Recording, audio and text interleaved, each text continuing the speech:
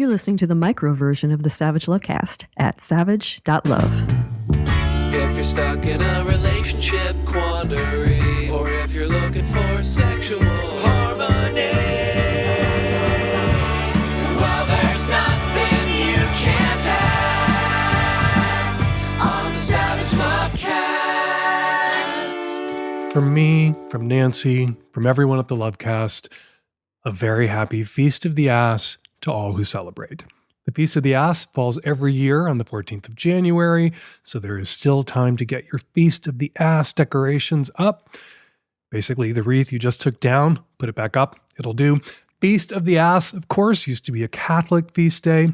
It celebrated the donkey that carried Mary and the baby Jesus into Egypt, but it was first a pagan Roman holiday. Catholics stole that pagan Roman holiday from the Romans, renamed it, just like the Catholics stole Saturnalia from the Romans, which became Christmas, and Lupercalia, which became Mardi Gras.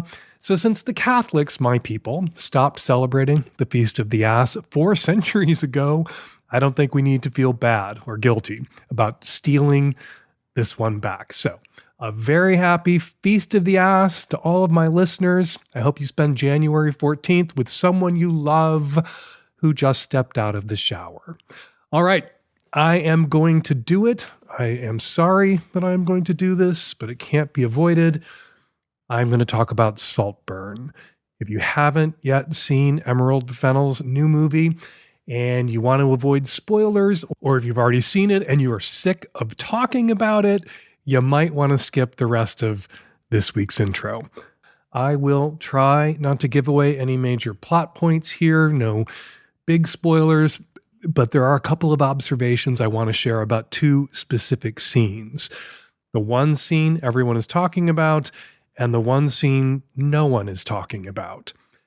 So, the scene everyone is talking about, the bathtub scene, Oliver, played by Irish actor Barry Keoghan, watches Felix, played by Australian actor and it boy of the moment, Jacob Elordi, while he takes a bath.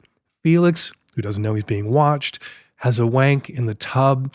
Oliver slips into the bathroom after Felix leaves and slurps up some of the cummy bathwater before it can all go down the drain, and then rims the drain as the last of Felix's cummy bathwater goes down it. All right, everybody's talking about this scene. This is the shocking scene, the what the fuck scene, the oh my god scene, the scene people feel obligated to bring up so they can tell you how disgusted they were by it. But somehow, no one is talking about the scene where Oliver, again played by Barry Keoghan, strips off after a funeral and digs a hole in the mound of dirt piled up on top of the fresh grave of one of the other main characters immediately after their funeral and fucks their grave to completion. So everyone's freaking out about the tub scene, and no one is freaking out about the grave scene. And I have a theory as to why. The tub scene in Saltburn freaked people out so much more than the grave scene in Saltburn because people could see themselves doing the tub thing, but not the grave thing. And so viewers felt implicated and exposed by the tub scene in a way they didn't by the grave scene. No, people will insist they were grossed out because shower drains are disgusting. One person on Twitter told me, oh my God, yuck, soap scum, hair, pee, poop, quote, all of the body parts. Just because your tub is filthy doesn't mean everyone's tub is filthy. And the movie, which is kind of about the seething hatred the 1% have for the 0.01%, this movie is about wealthy people. These characters have staff. I was in a billionaire's house once overnight, and yeah, the tubs were clean. The drains were sparkling. And you know where else you're likely to encounter and possibly ingest trace amounts of fecal matter? On people's genitals, on their fingers, in Berlin, at the right party, at the wrong time, on their faces, maybe even while you celebrate the Feast of the Ass. People, admit it. The right person that you're obsessed with, the right bathtub, one that's clean, the right time when you're not being observed, you would be tempted. And perhaps the best evidence, all of these elaborate expressions of disgust with the bathtub scene in Saltburn were not just performative, but a tell. Jacob Elordi's bathwater scented candles are now being sold on Etsy, according to Into Magazine, a publication that celebrates the unapologetic authenticity of Gen Z, but not a publication that reports on how those candles got their Jacob Elordi scent in the first place, or whether Elordi is getting a cut. Into, in the same story, also reports that the Jacob Elordi bathtub water cocktail is being served in bars. After going viral on TikTok, created by the mixologists at Mr. Consistent, the Jacob Elordi bathtub water cocktail is 1 part lychee martini mix, 1 part gin, 1 part coconut milk. Put those ingredients in a cocktail shaker with ice, shake, strain, and serve in a glass rimmed with coconut milk. Gotta say, the ice part seems weird since bathwater, semen, both usually served warm, but I am not a mixologist, so I will allow it. Look, I have observed on this show many times that mass cultural traumas have a way of being processed through our collective erotic imaginations, through our collective human subconscious, and then emerging on the other side as kinks. But it doesn't happen this fast. To go from yuck, this bathtub scene, to knocking back shots of bathtub water in a matter of weeks means people were at least as disgusted by this scene as they were aroused. And who can blame them? I mean, have you seen Jacob Elordi? So, when someone goes out of their way to tell you that particular scene in Saltburn was disgusting, Saltburn, a movie with numerous disgusting scenes, and they don't mention any of the other disgusting scenes, it's because they could see themselves in that scene. They could see themselves in that tub. They can see themselves with their tongues down that drain. All right, coming up on the Micro Savage Lovecast, tons of your Q, lots of my A, and this week's guest, Damona Hoffman, is here from the Dates and Mates podcast. Some of my conversation with Damona is on the Micro. If you want to hear all of my conversation with Damona, you'll have to become a subscriber to the Savage Lovecast. We talk about Damona's new book, F the Fairy Tale, and Damona and I tackle some of my listener questions together. All that coming up on today's show. This episode of the Savage Lovecast is brought to you by Dipsy. Dipsy is an app full of hundreds of short, sexy audio stories designed by women for women. Get an extended 30-day free trial when you go to dipsystories.com/savage. This episode is brought to you by the Meridian Trimmer, the very best tool for trimming your body hair. Go to meridiangrooming.com and use the code SAVAGE for an exclusive 15% off. This episode is brought to you by Talkspace, therapy made easy. Get $80 off your first month when you go to Talkspace.com/savage. Hey, Dan and everybody. Cis woman in her 40s.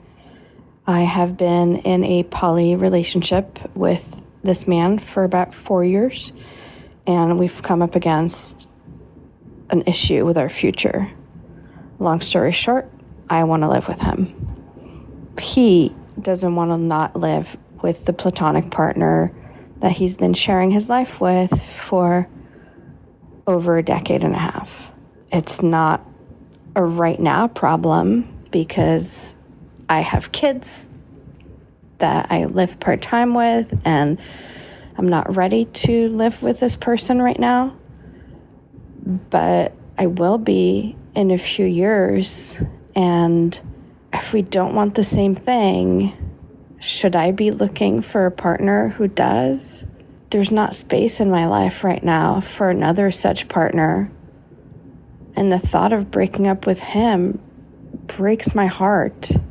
Some could say we could all live together since we're poly, but that's just not a solution for me for many reasons. I don't know what to do. We're in counseling. I hope it helps. I hope we can find the magical compromise, but I don't know if it exists. And I'm afraid of abandoning myself for fear of losing this relationship. He doesn't want to not live with his platonic partner. That means he doesn't want to live with you, that he can't live with you. He's been with this platonic partner of his for a decade and a half, you said? And it's an established relationship that your boyfriend of 4 years has no desire to exit. So you can go into counseling, but if what you mean by we're in counseling together is I'm trying to figure out how I can get my way here, you may not. I don't think you can get your way here. He's been very clear about that. You don't have to live together. I know poly couples where they have apartments in the same building and they live on the same block. There are ways to make your relationship closer in the adjacency sense of the word closer. But if what you're hoping to do in 3 or 4 years is convince this guy to leave the person that he's already told you he has no intention of leaving, you're just setting yourself up for devastation 3 years from now. Break up with him. You're not going to get from him in the long term what it is that you think that you want. And I say it like that. You're not going to get what it is that you think that you want because you can't know how you'll feel in 3 years, 4 years, however long it is until your kids aren't living with you part-time, until your kids are grown and out of the house, which these days can be until your kids are in their mid-20s. So if we're talking about kids who are 15 or 16 and you're thinking about them being out on their own when they're 18, that might not be how it plays out for you. It's not how it's playing out for a lot of people these days in this economy. It might be a decade. And a decade from now, you might feel differently. A decade from now, you might not want to live with him. A decade from now, his primary partner may have died, been hit by an asteroid or a bus or something, and it won't even be an issue. Or it'll be an issue because he, for whatever reason, doesn't want to live with you even if he could choose to live with you. Also a possibility. But if you can't picture yourself not living with this guy without also picturing yourself exploding in a rage and being emotionally devastated 3 or 4 years out when you don't get your way, even with the help of a couples counselor or a throuples counselor, end the relationship now. If there's something in you, though, that can at least imagine a different kind of path, a different kind of relationship, a different kind of happiness, a different kind of settlement or settling, you could keep seeing this guy. But if all you're going to do over the next 3 or 4 years is process this conflict, spare yourself and spare him and end it now and go find somebody else. This episode is brought to you by Dipsy, erotic audio stories made by women for women. Dipsy brings scenarios to life with immersive soundscapes and realistic characters. Listen to stories about threesomes, office romances, rough and wild hookups, and other genres. They're very creative over there at Dipsy. They are so creative that I am jealous there isn't a Dipsy for men like me. Dipsy has stories for straight and queer listeners, and over half their stories are voice acted by people of color. New content is released every week, so in between listening to your favorite stories again and again, you can always find something new to explore. The new releases they have right now include a straight couple doing it very quietly between the stacks at the library, a lesbian camping trip, and in their amazing Gods and Goddesses series, listen to Hades, god of the underworld, spanking it to thoughts of Persephone. They also have soothing sleep stories, wellness sessions, and games you can play with a partner, a sexting tutorial, and tons of other classes and sexy stories you can read. Let Dipsy be your go-to place to spice up your me time, explore your fantasies, discover your fantasies, relax and unwind, or get hot with a partner. And a Dipsy membership makes the perfect feast of the ass gift. For listeners of this show, Dipsy is offering an extended 30-day free trial when you go to dipsyststories.com/savage. That's 30 days of full access for free when you go to DIPSEA stories.com/savage. dipsystories.com/savage. Hi, Dan. I have been going to a gym, as we all should at some point, but I'm noticing that there are, at any given moment, at least one, and sometimes upwards of 5, really obnoxious, stalker-like guys following people around, staring inappropriately. My boyfriend was even touched inappropriately by somebody, and I just think it's gotten completely out of control. I'm wondering, what is the etiquette? I mean, what do you say? What can you do?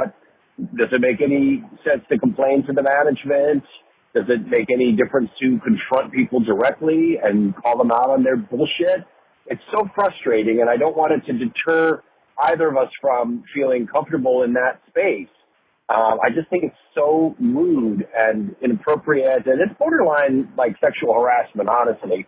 So I just would be curious your take on it, and I really appreciate what you guys do for us. Looking forward to HumpFest this year as well. Thank you. If you say something to one of these guys when they're bothering you, or if you complain to management and they crack down and maybe cancel a couple of people's memberships in the gym, you're going to ruin the vibe. Maybe.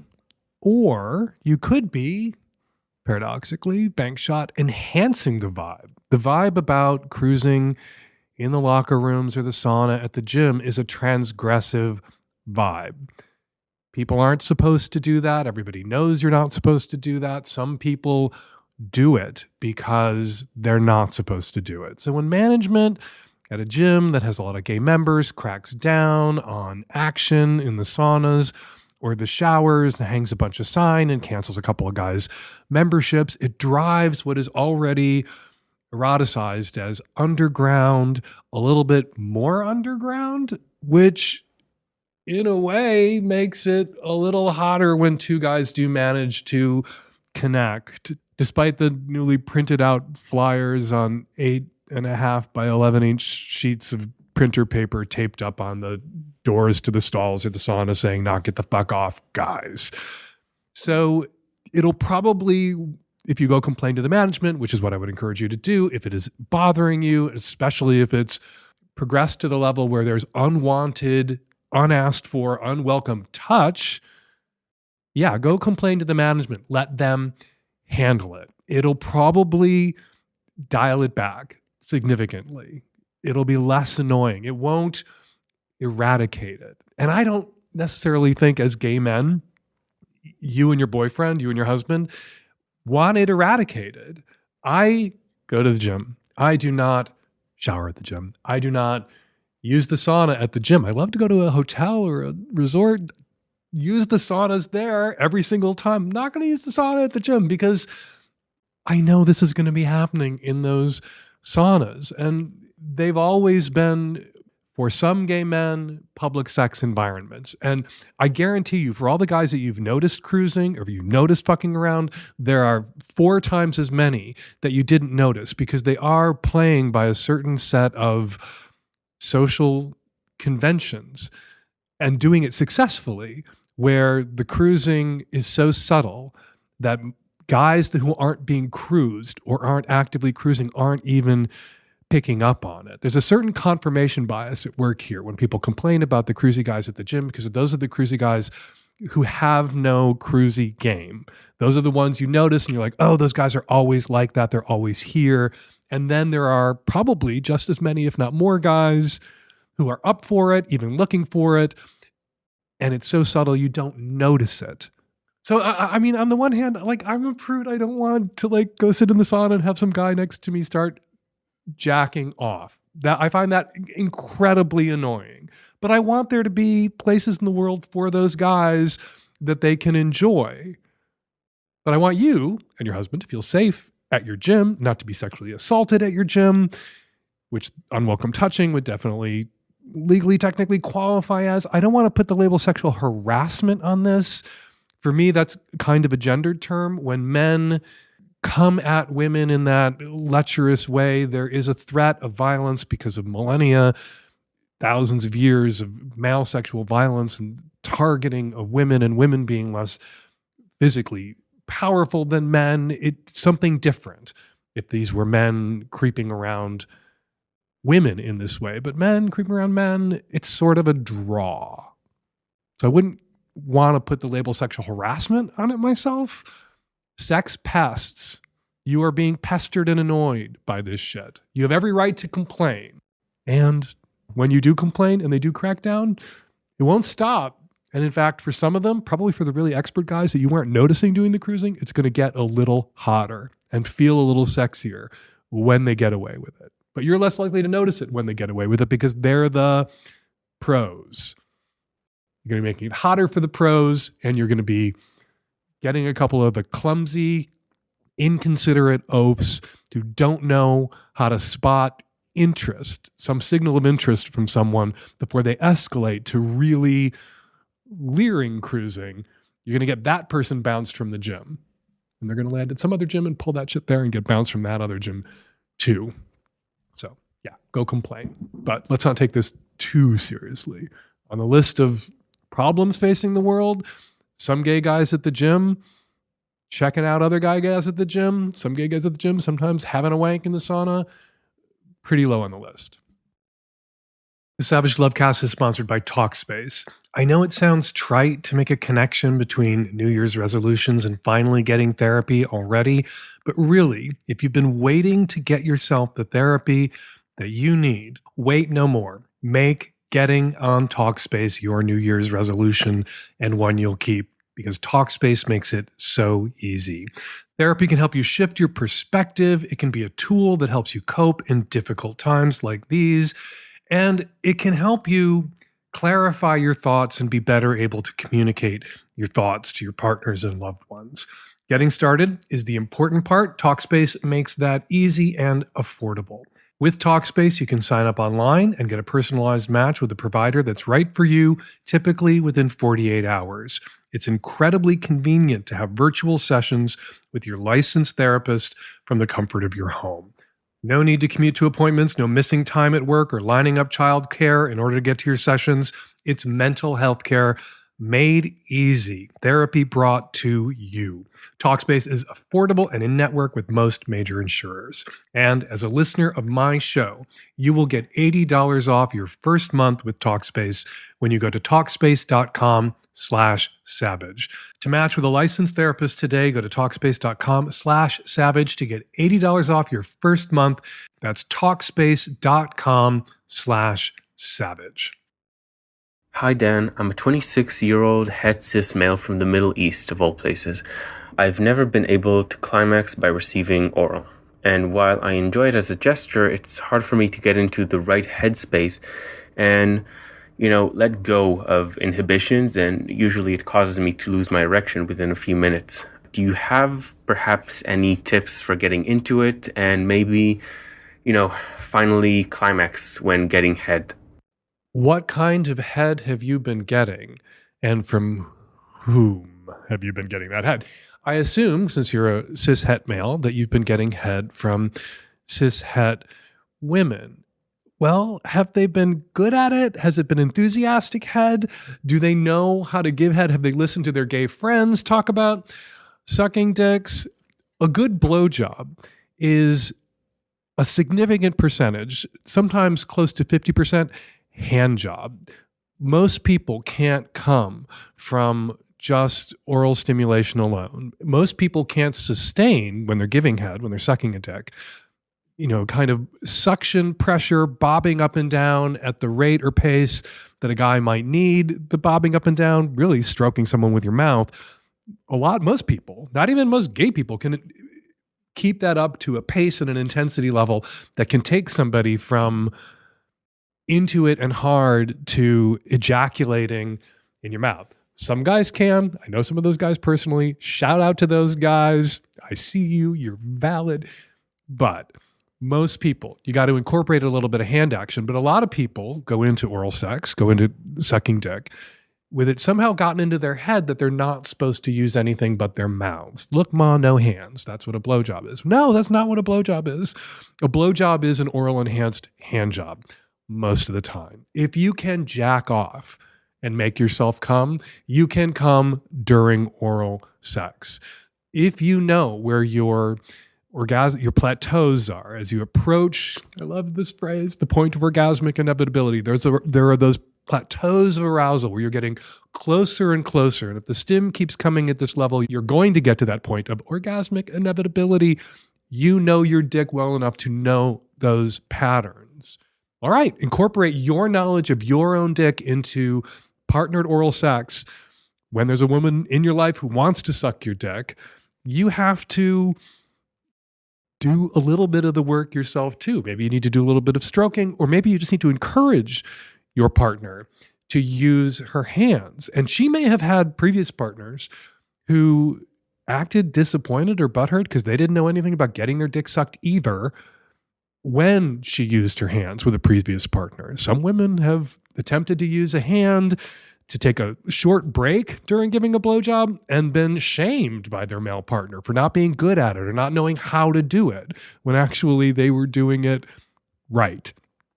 So your female partner may need to hear from you that it's okay to use her hands. You may need to do some stroking yourself. You may need to stroke yourself while you're making out, rolling around, get yourself onto one of those arousal plateaus that's close to your point of an orgasmic inevitability before she starts to go down on you. And she's just carrying the ball for the last 10 yards. Every once in a while, I like to have a sports metaphor here on the Savage Lovecast. Got it out of the way for 2024 in the first week. All that said, there are some people that just can't climax from oral sex. There are some guys who oral is just a kind of foreplay, that it just doesn't hit the nerve endings in the dick right, or it doesn't hit the biggest sex organ in our bodies, the one between our ears, just right, and it just doesn't work for them. And it may be if you experiment with hands and arousal plateaus and points of orgasmic inevitability, you still can't get there. And at a certain point, you can say to yourself, this is how my dick works. Oral doesn't work for my dick. My dick works in all these other amazing, awesome ways, but oral for me is foreplay. And, you know, if you told that to your boyfriend, a lot of gay guys I know would be sorely disappointed. You tell that to your girlfriend, sad to say for the straight guys out there, a lot of girlfriends will be relieved. This episode is brought to you by the Meridian trimmer, my new favorite tool for shaving down there. Meridian offers powerful trimmers that cut through even the coarsest hair, but their trimmers are gentle enough for your privates. You'll enjoy a comfortable shave below the belt with no nicks, cuts, or ingrowns. Meridian trimmers are for men, they're for women, they're for non-binary folks, and they're for any style, whether you prefer completely bare, neatly trimmed scruff, or a well-rounded bush. This high-quality waterproof trimmer is fitted with a 6,000 RPM motor, safe ceramic blades, and an anti-nick shaving guard. And Meridian has so many happy customers, over 1,000 5-star reviews online. With the Meridian trimmer, you can get your body hair looking just how you like it and feel good and sexy with your fuzz. Get a Meridian trimmer today for the ultimate trimming experience without the pain, discomfort, or awkwardness. Order now and take control of your grooming routine on your own terms. Listeners of the Savage Lovecast get an extra 15% off your order using the coupon code SAVAGE. Go to MERIDIAN grooming.com and use the code SAVAGE for an exclusive 15% off. You deserve a better and safer below-the-belt trimming experience, and with Meridian Trimmer, you can get one today. Hey, micro listeners, this is the first part of my delicious interview with Damona Hoffman. Damona is the host of the Dates and Mates podcast. She's a regular contributor to the Drew Barrymore Show, NPR, Washington Post, and she just came out with a book, F the Fairy Tale, Rewrite the Dating Myths and Rewrite Your Love Story. Hope you enjoy my conversation with Damona. Hey, Demona, how are you doing? I'm doing great. I'm so happy to be with you again. All right, before I get to the question, Demona, I want to talk with you about your terrific new book, which focuses less on how we're being done wrong on the dating scene and more on how we're wronging ourselves or complicating our own search for love and how we need to get out of our own way. So to get right to it, what are the 4 big myths that people believe in and invest in that make dating so much harder?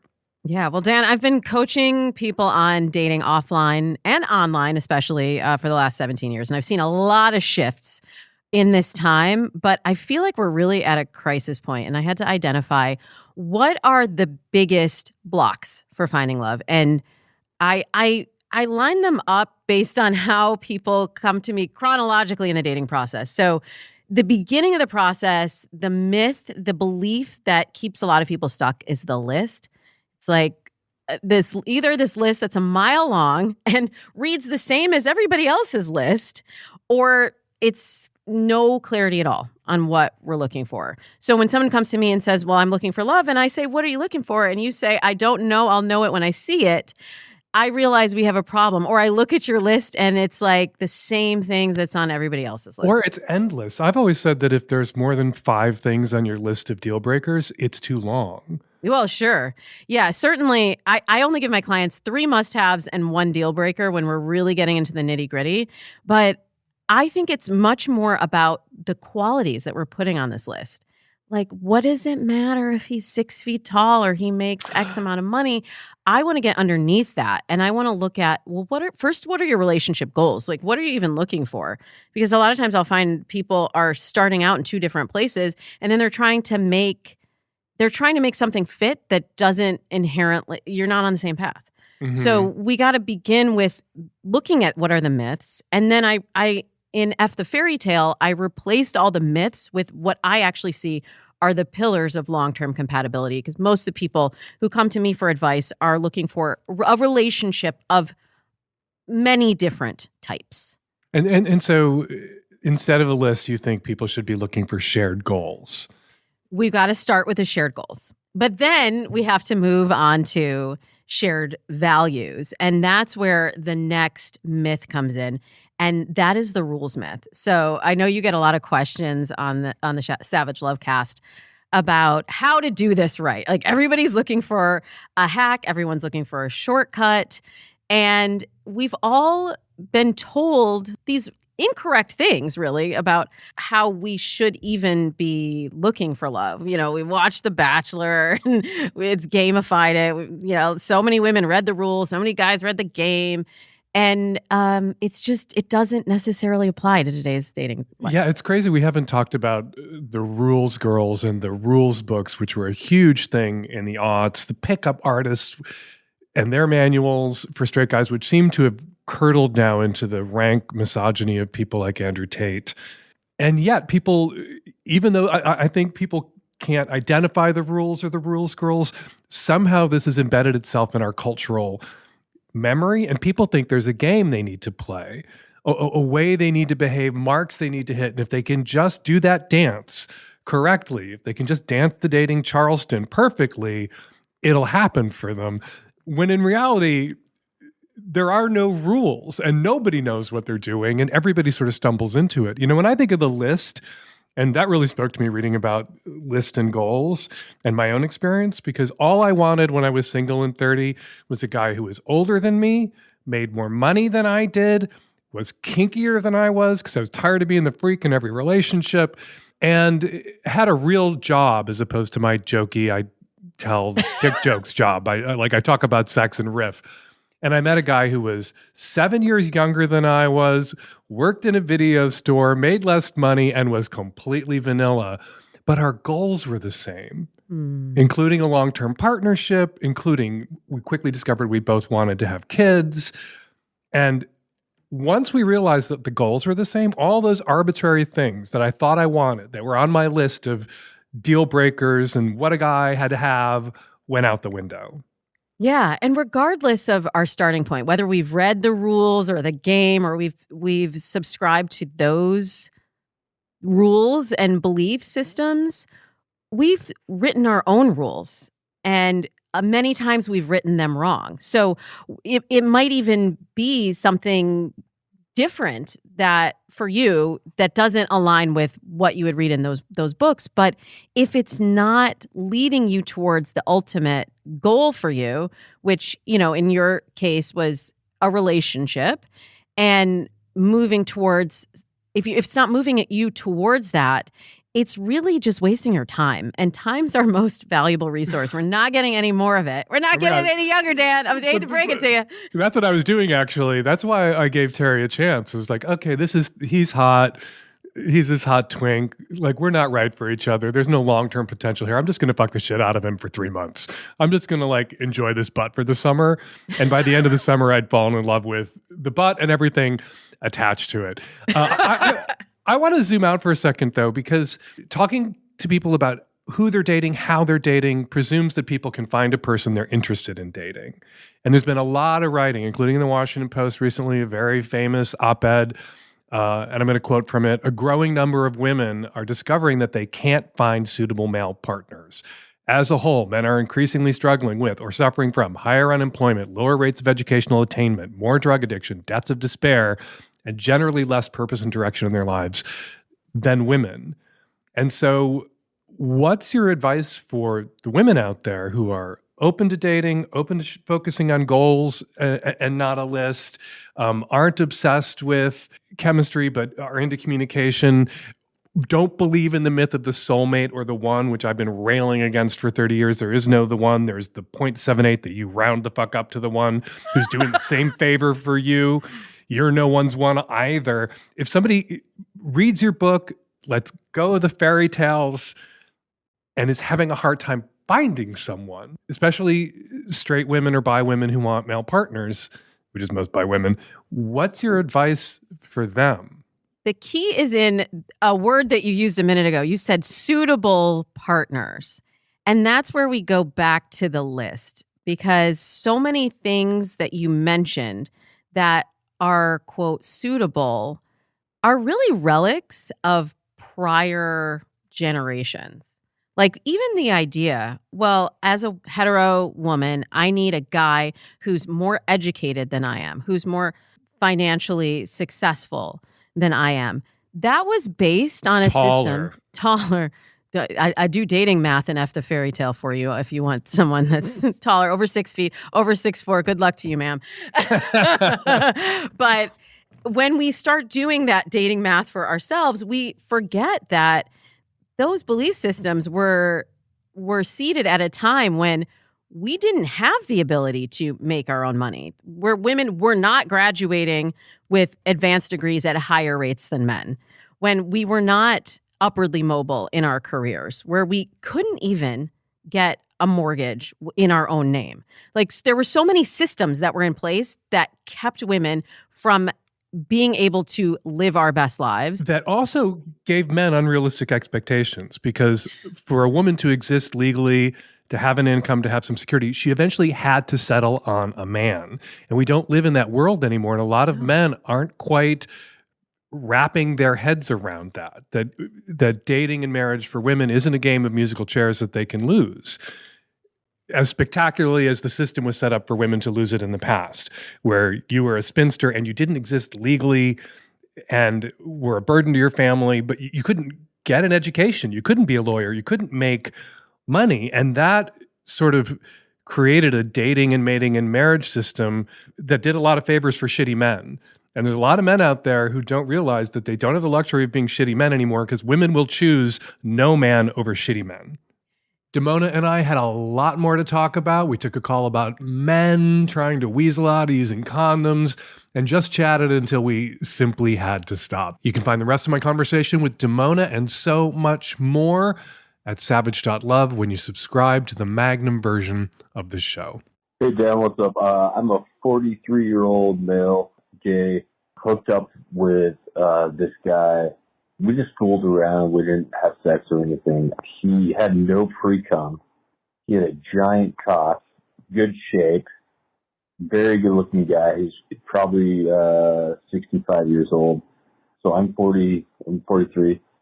The thing about it is, so he's into BDSM, and I've never experienced that. I'm not into pain or anything like that. And so a week went by, and he just messaged me. He's like, I'm looking to plow some ass.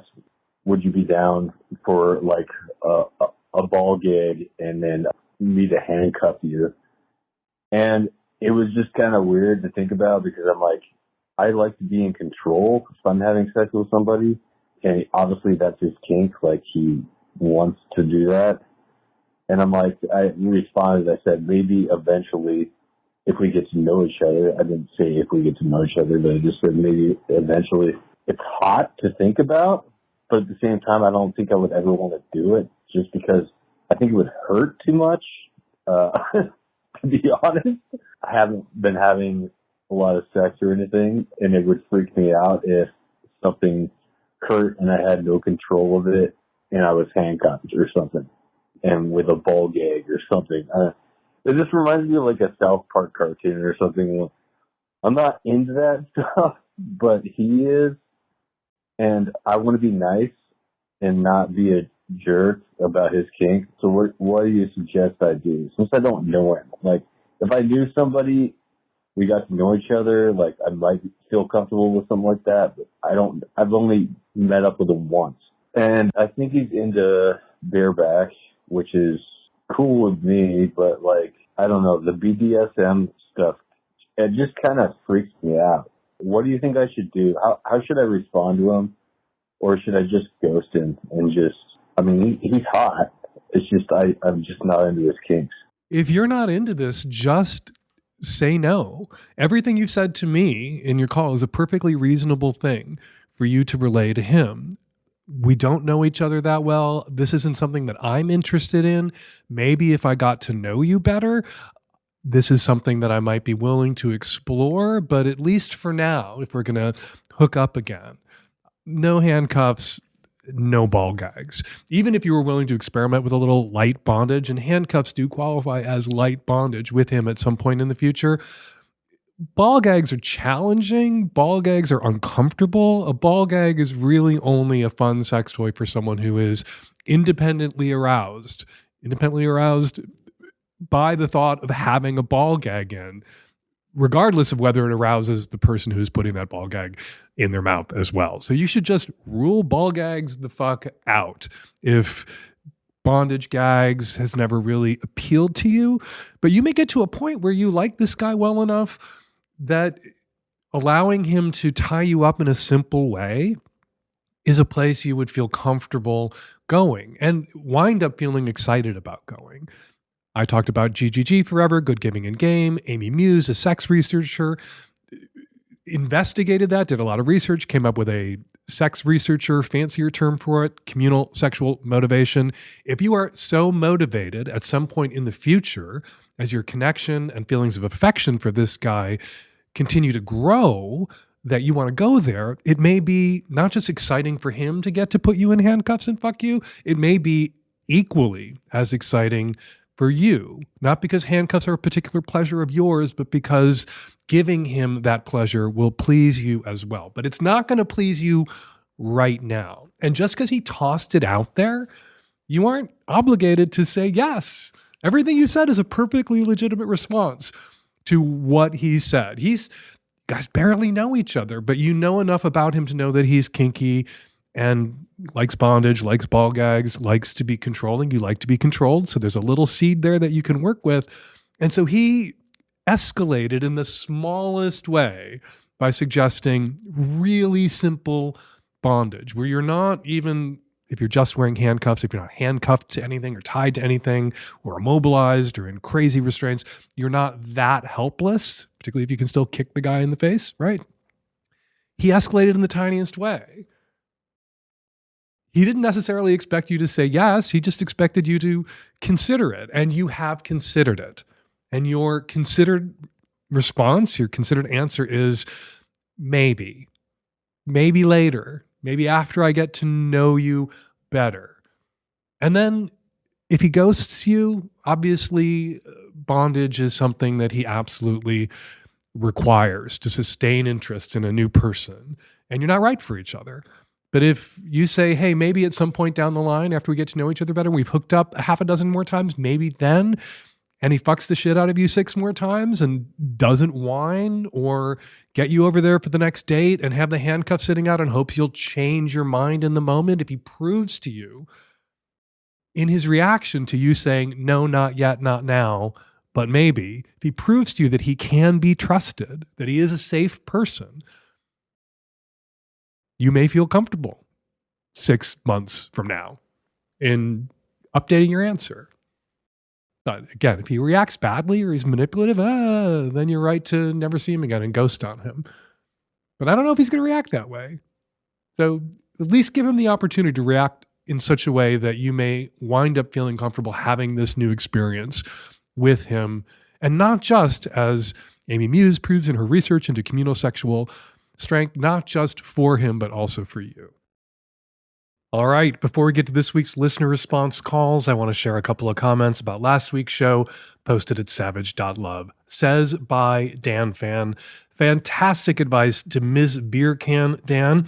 She was the caller who enjoyed anal with her slim-dicked ex, but her current partner's beer can cock was too thick to go easily into her butt. I would only add, Dan Fan continues, does Mr. Beer Can want anal?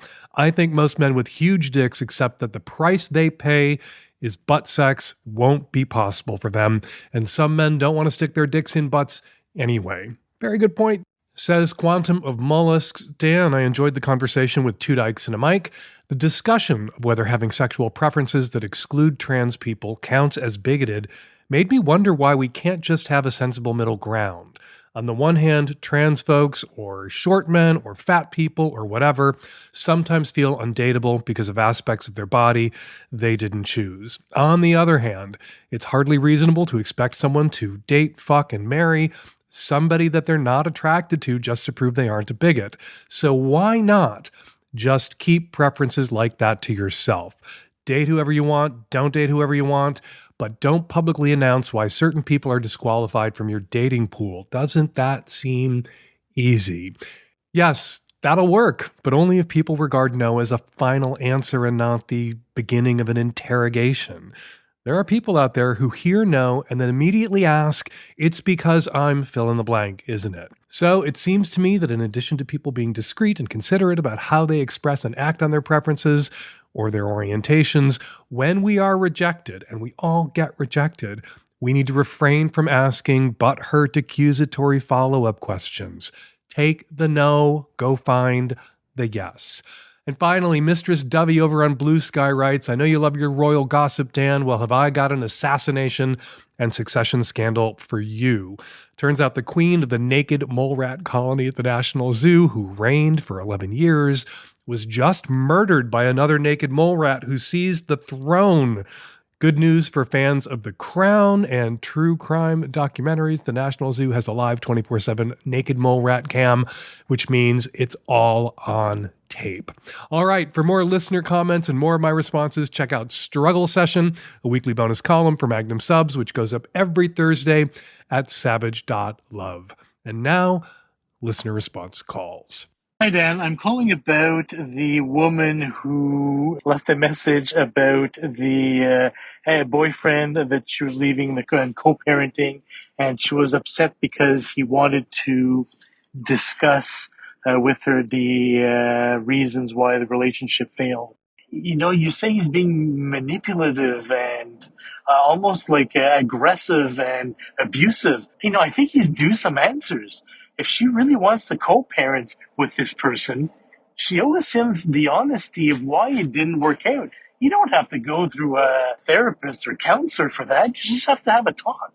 Obviously, if he's being aggressive or violent, then no. But, you know, then the whole co-parent thing is kind of off the table as well.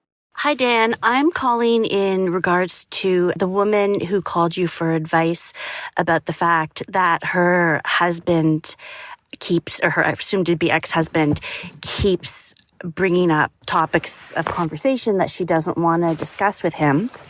And while your answer was very compassionate and very thorough, I strongly disagree with you. It is not the caller's responsibility in this context to do the work of helping the husband feel better about the breakup. That's his responsibility. And if he's having so much difficulty, he can find a therapist for himself. If he somehow feels that there is something to be resolved that requires his ex-wife to attend, he can ask her at that point to join him with the therapist. So I would strongly encourage the caller to tell her ex-husband that if he's going to keep manipulating the time where he and she are alone together during family time for the sake of the child, there's not going to be any more family time. There's going to be mummy time and there's going to be daddy time, and never the twain shall meet. And that's a choice that he will be responsible for if he chooses to violate that boundary. Hi, Dan. Nancy, Tech Savvy Youth. I'm a 68-year-old grandma here. And I've learned so much from listening to your podcast. Well, first of all, I was a podcast virgin. I had never paid for a podcast before, but your website made it super easy, and I had no idea it was so inexpensive to do. I even gave it as a birthday present and Christmas this year. Second, words that have changed my life that you have said are that men get horny and have sex, and women have sex to get horny. Oh my God, so true.